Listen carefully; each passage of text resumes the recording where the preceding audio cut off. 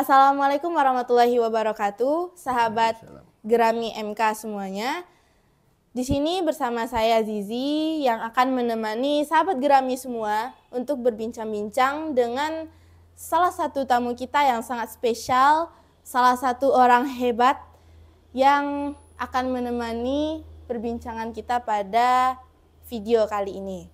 Nah, sekarang Zizi sudah bersama dengan Bapak Bambang Sukana selaku salah satu pendiri PSHT yang ada di Sumatera Barat.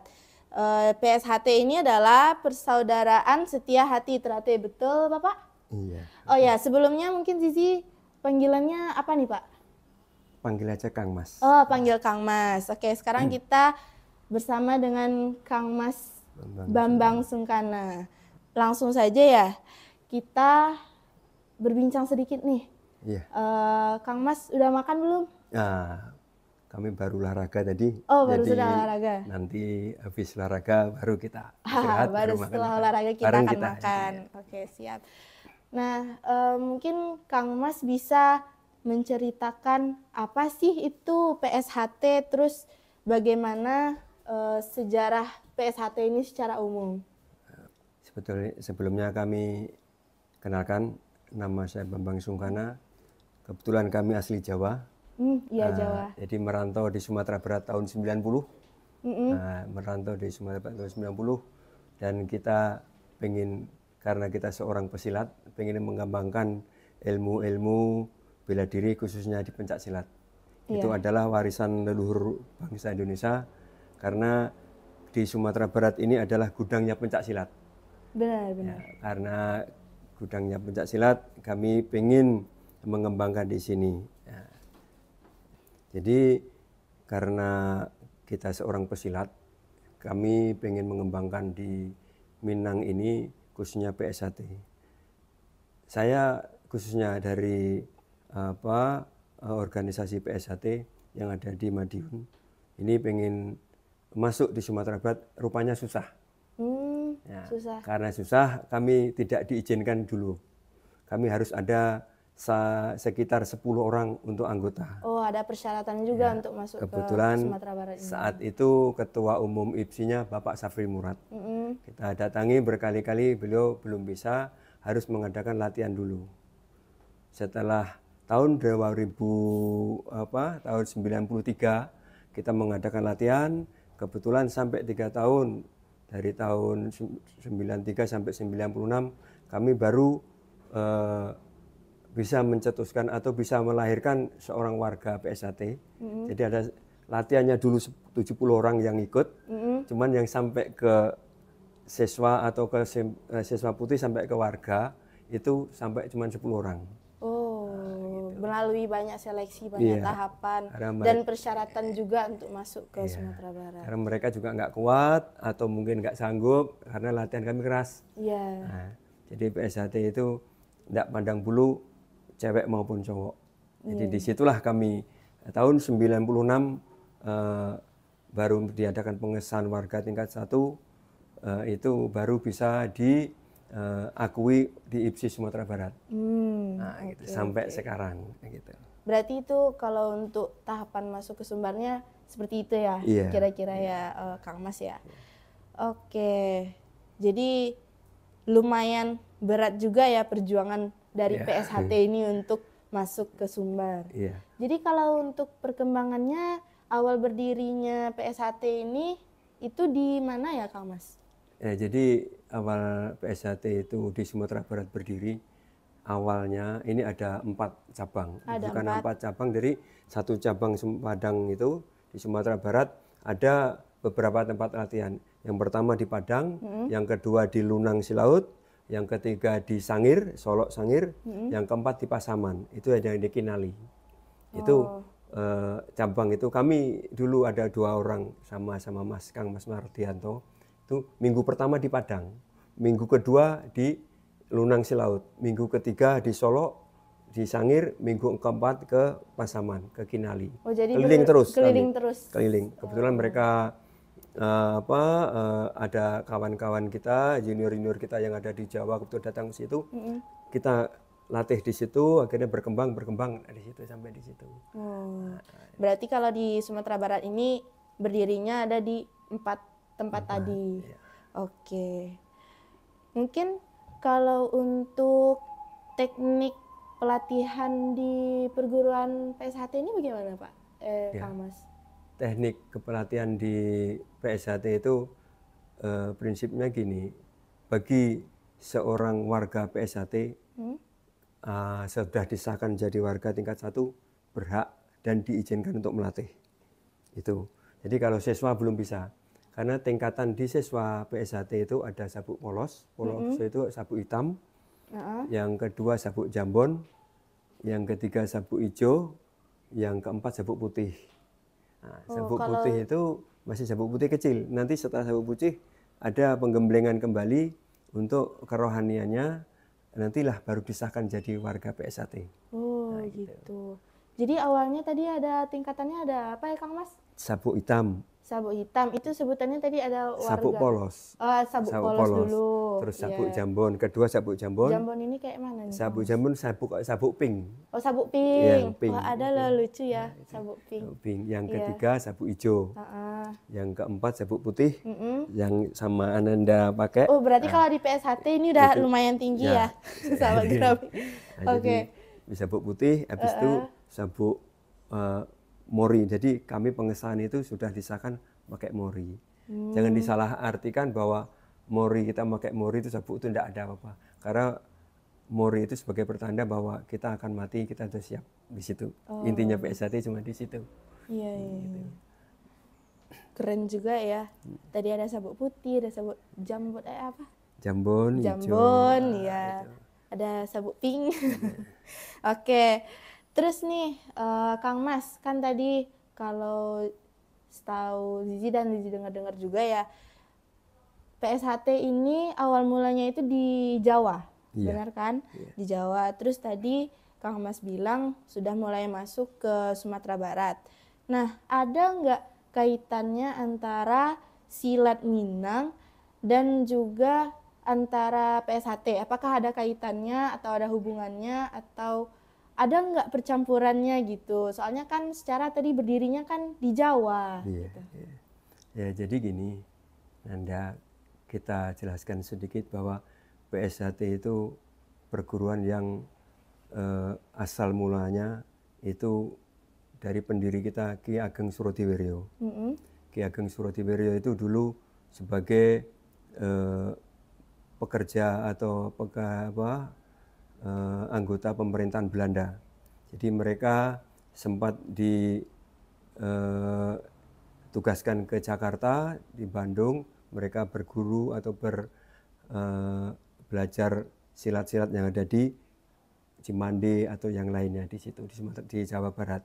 Yang kedua, yang berikutnya jalanlah mereka dipindahkan ke Sumatera Barat. Kebetulan mereka bergabung dengan Rajo Datuk Batuah. Beliau salah satu muridnya Datuk Rajo Batuah yang ada di Pauh. Disitulah Ki Ageng Surodiwiryo itu sempat menjalin cinta kasih dengan seorang gadis Minang. Nah, kebetulan mereka sempat jadi keluarga besar orang Minang di situ. Nah, jadi disitulah mereka, karena Datuk Rajo Batuah itu seorang guru silat, mereka belajar. Dengan adanya belajar pencak silat itu, mereka diadopsilah, dibawa ke Jawa, diadopsilah semua perguruan-perguruan, termasuk mereka juga pernah ke Aceh, ya diadopsi, itu jadikan suatu, itulah dia mendirikan satu perguruan. Saat itu masih perguruan, belum organisasi, ini perguruan pencak silat. Setia hati terate. Ya mereka saat itu PSHT itu awalnya namun cuma setia hati, akhirnya itu dikembangkan oleh salah satu muridnya Ki Hajar Hajurtomo, itu pendiri PSHT yang beneran tahun 1922. Sekarang sudah sekitar 102 tahun. Nah, gitu. Jadi karena kami masuk di Sumatera Barat, saat itu kami kebetulan salah satu muridnya yang ada di Pauh di Sumatera Barat itu muridnya Datuk Rajo Batuah, itu namanya Bapak Darwis. Kita panggilnya terkenalnya di Sumatera Barat panggilnya si Ayah. Itu menyampaikan sama Bapak Ketua IPSI Bapak Safri Murad bahwa ini adalah anak rantau yang pulang kampung. Disitulah akhirnya diterima. Jadi tidak ada syarat apapun, PSHT diterima dengan lapang hati, lapang dada, karena ini lancar. Anak merantau yang salah pulang kampung. Salah pulang kampung. Ya, pulang kampung. Ya, karena tadi ada hubungannya dengan istri beliau ya, gitu. Seorang gadis Minang. Oke, ya, jadi seperti itu sahabat Gerami MK. Kemudian nih Kang Mas, tadi kan itu kaitan antara Minang dengan Jawanya, kemudian dengan PSHT-nya. Kalau dari segi gerakannya, apakah ada perpaduan juga antara silat Minang dengan silat PSHT? Garis besarnya itu sangat banyak sekali. Sangat banyak. Karena kalau ditengok tingkat-tingkatan dari PSHT itu semakin lama semakin gerakannya semakin menjurus. Semakin Minang. Kalau kita mengetahui seorang atlet, seorang pesilat, mereka akan tahu. Karena saya pernah silaturahim sama Bapak Darwis tadi, muridnya salah satu pengurus atau salah satu perguruan Pauh, itu hampir mirip. Karena jurus-jurusnya hampir mirip, gerakannya hampir mirip. Kemungkinan disitulah Ki Ageng Surodiwiryo itu saat itu mungkin mengadop dari gerakan-gerakan yang ada di Minang.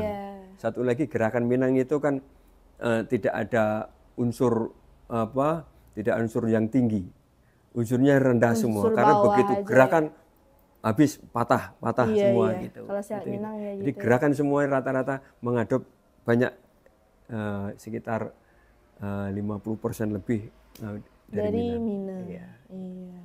Karena perpaduan dari sejarahnya tadi juga berpengaruh ya untuk gerakan silat di PSHT.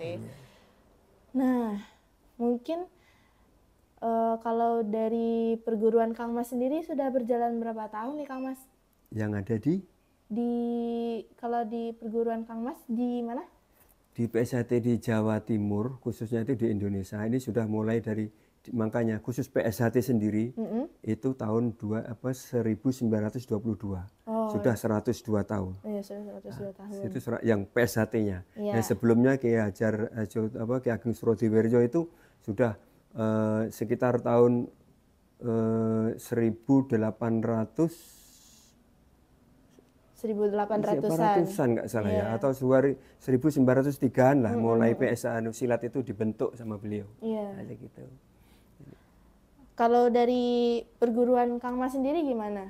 Jadi perguruan Kang Mas ini di Padang ya? Iya. Kalau yang di Padang tuh mungkin perkembangannya bagaimana nih Kang Mas?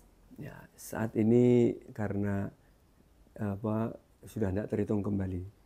Jadi di rata-rata di Lunang Silaut itu sudah ada puluhan ribu.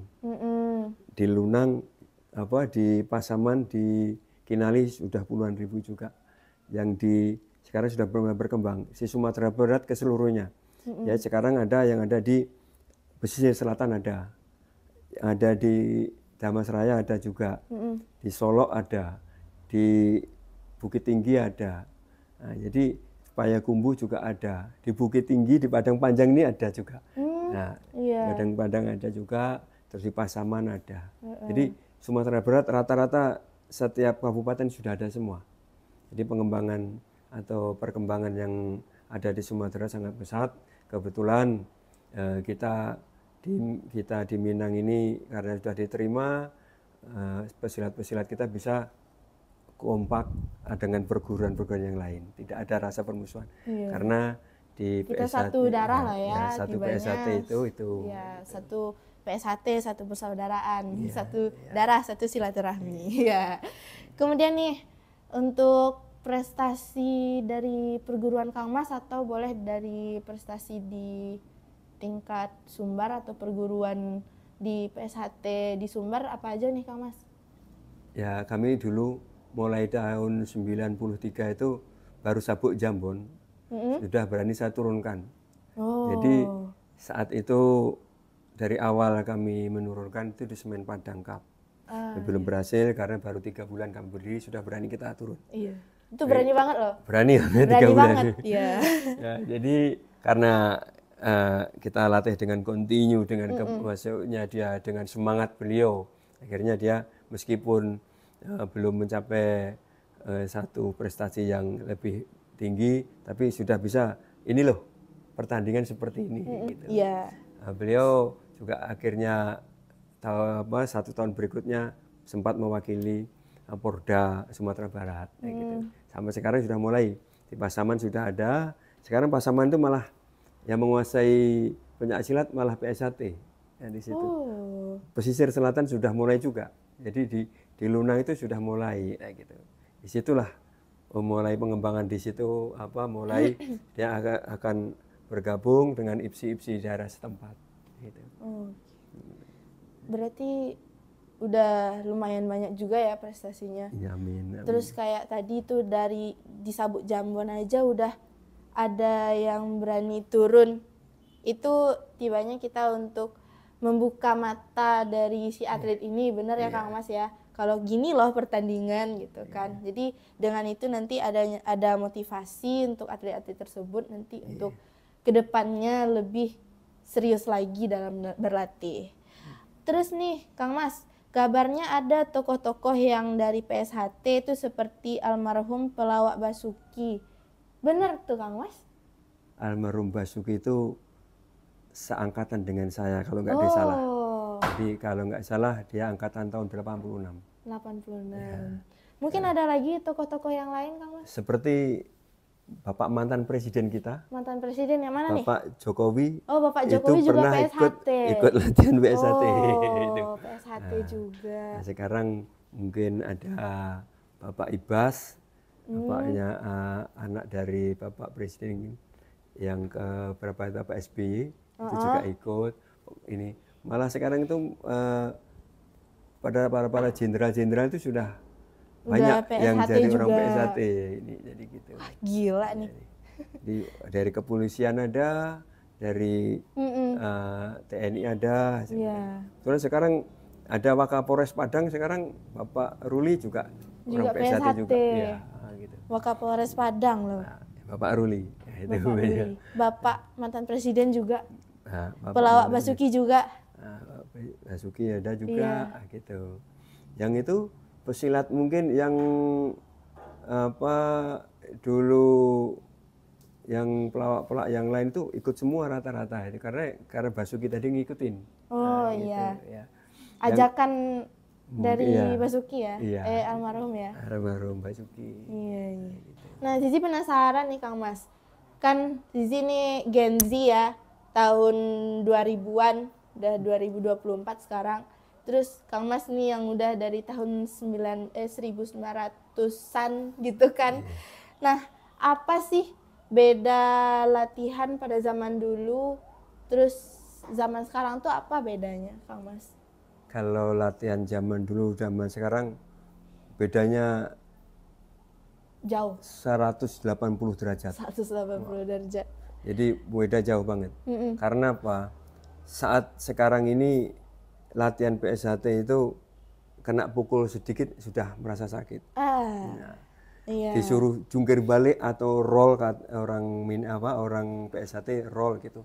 Itu sekali 2 kali sudah pusing. Dulu enggak. Jadi kalau kami dulu, Kang Mas dulu latihan itu kalau rollnya enggak di rumput, enggak di batu-batu enggak. Rollnya di sungai. Salto sungai atau sungai. Salto di sungai itu atau roll di sungai itu setiap malam minggu itu makanan yang tidak terelakkan. Ya maaf aja itu latihan yang paling berat juga enggak, ringan juga enggak, tapi menjijikkan. Kami dulu latihannya setiap malam minggu mulai jam 2 pagi sampai jam menjelang subuh. Itu ada salah satu sungai. Salah satu sungai kurang lebih lebarnya sekitar 4-5 meter. Itu dari atas itu untuk pembuangan air. pembuangan orang-orang yang itu maaf kotoran-kotoran manusia itu terbuang dari atas, berhentilah tuh satu bendungan di situ, di bendungan di situ. Itulah latihan kami. Jalanlah dari situ 50 meter, mulai berdiri, di situ sudah diaduk. Pelatih dulu mengaduk sama toyak, kita latihan kita toyak kan. Dan toyak diaduk, setelah diaduk sudah mencair. Kayak bikin apa adonan gitu. Sudah warnanya air sudah warnanya berbeda. Disitulah kami suruh jalan. Setelah jalan 1 meter turunlah kami kepala. Tinggal kepala gini aja yang nampak. Nanti setelah mau naik udah sampai dekat situ berhenti. Sudah. Ya baunya ya enak juga sih karena sudah kebiasaan gitu ya. Jadi karena udah terbiasa setiap malam minggu. Ya, malam minggu. Jadi setelah itu mau naik apa enggak? Mau ya gitu. Turunkan dulu kepala, direndamkan dulu. Sudah naik gitu. Harus direndamkan dulu, kalau enggak direndamkan enggak boleh naik. Itulah makanan kami setiap malam minggu. Itu mulai tingkat putih kurang lebih sekitar 1 tahun. Kami itu. Jadi cabut putih ini aja dulu 1 tahun. Saya latihan dulu 9 tahun. Nah, jadi kelas 5 SD saya latihan sampai 9 tahun baru sahkan warga tingkat 1. Sekarang kan enggak. 2 tahun bisa jadi. Dulu tidak. Nah, sekarang kalau latihan kena sedikit udah sakit, minta izin apa gitu. Jadi ya makanya perbedaan antara dulu dengan sekarang kan perbedaan jauh. Itu yang saat ini.